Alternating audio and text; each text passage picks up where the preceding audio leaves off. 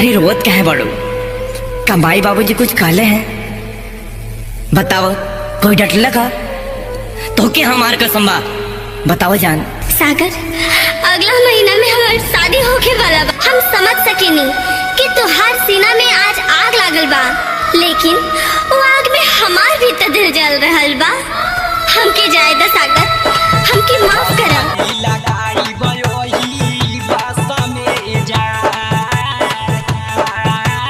Goswami digital recording studio Sheohar.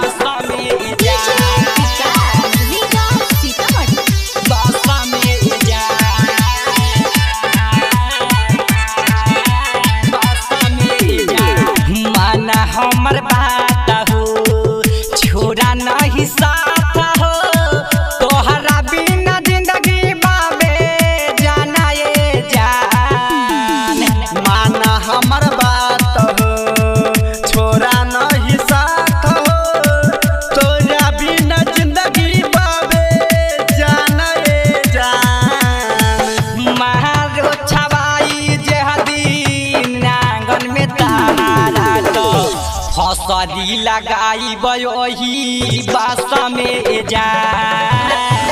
मारो छवाई जे दिन आंगन में तारा तो हसरी लगाई बयोही बासा में जान।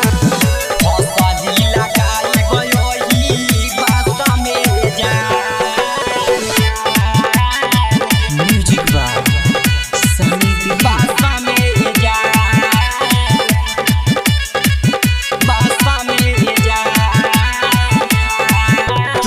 हऊ जान जिंदगी तू ही आरमान हो, तोहरे के मनले रहनी दुनिया जहान हो। दुनिया जहान हो, दुनिया जहान। तू ही हऊ जान जिंदगी तू ही आरमान हो, तोहरे के मानत रहनी दुनिया जहान हो। छोड़ी दा समझा पीरी तके, तहरा बिना जिंदगी बाबे जाना ये जा। मारो छबाई जे दिन आंगन में तहरा तो हसरी लगाई वही बास में जान।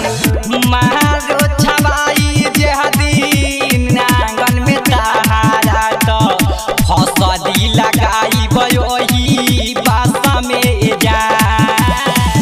हसरी लगाई वही बासा में जान। Goswami digital recording studio Sheohar. बासा में जान, बासा में जान। व्याकुल मनवा हरदम सोचे ही बात हो, याद बोरिया बे कइल फोना बाप बात हो। फोना बाप बात हो, बात हो। व्याकुली मनवा हरदम सोचे है बात हो, याद बोरिया बे कइल फोना बाप बात हो। खइले राहु किरिया कइलू ना फिकिरिया, माटी में दिहालू मिलाइए जा। मारो छबाई जे दिन आंगन में तहरा तो हसरी लगाई वही बास में जान। मारो छबाई जे दिन आंगन में तहरा तो हसरी लगाई वही बासा में जान। हसरी लगाई वही बासा में जान।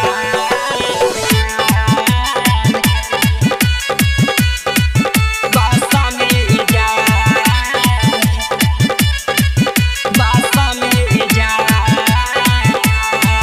राइटर रे आज से तू कइलू बड़ी छला हो, महला देखी के रानी गइलू बदल हो। गइलू बदल हो, बदल हो।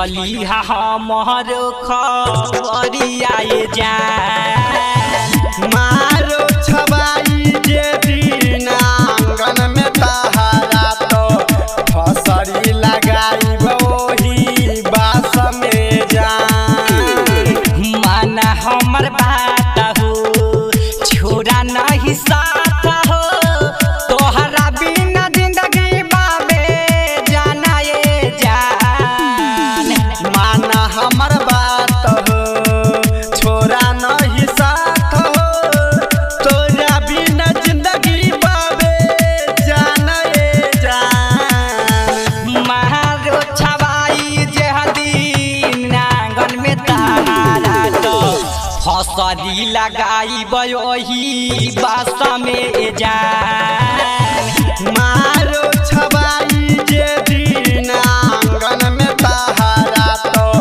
फसरी लगाई वही बास में जान Goswami digital recording studio Sheohar.